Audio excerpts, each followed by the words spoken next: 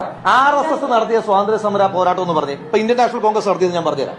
Indian national Congress നടത്തിയതാണ് ഈ രാജ്യത്ത് നിസ്സഹകരണ സമരം, ഈ രാജ്യത്ത് നിയമലംഘന പ്രസ്ഥാനം, ഈ രാജ്യത്ത് ക്വിറ്റ് ഇന്ത്യ സമരം, ഈ രാജ്യത്ത് സ്വദേശി പ്രസ്ഥാനം, ഈ രാജ്യത്ത് ബഹിഷ്കരണ പ്രസ്ഥാനം. ഇതെല്ലാം ഇന്ത്യൻ നാഷണൽ കോൺഗ്രസിന്റെ തുടക്കം തൊട്ടുള്ള നിരവധി സമരങ്ങളാണ്. ഇനി RSS നടത്തിയ അത്തരത്തിലുള്ള 10 സമരങ്ങൾ പറഞ്ഞു, രാജ്യം മുഴുവൻ ഏറ്റെടുത്ത ബ്രിട്ടീഷുകാരെ ഓടിക്കാൻ വേണ്ടിയിട്ട് നടത്തിയ ഒരു 10 സമരങ്ങളുടെ പേര് പറഞ്ഞു.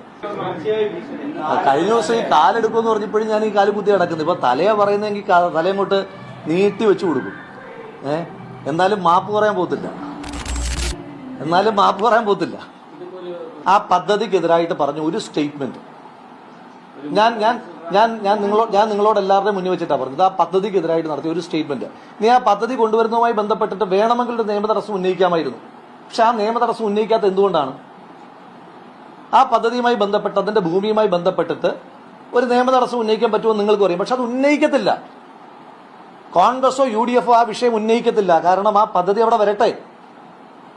ആ പദ്ധതിക്കകത്ത് ആർക്കാ വിയോജിപ്പുള്ളത്? ഞാൻ പറഞ്ഞില്ല, ഇപ്പോഴും അതിനകത്തൊരു നിയമപ്രശ്നമുണ്ട്. അത് ഉന്നയിക്കാൻ ഉദ്ദേശിക്കുന്നില്ല.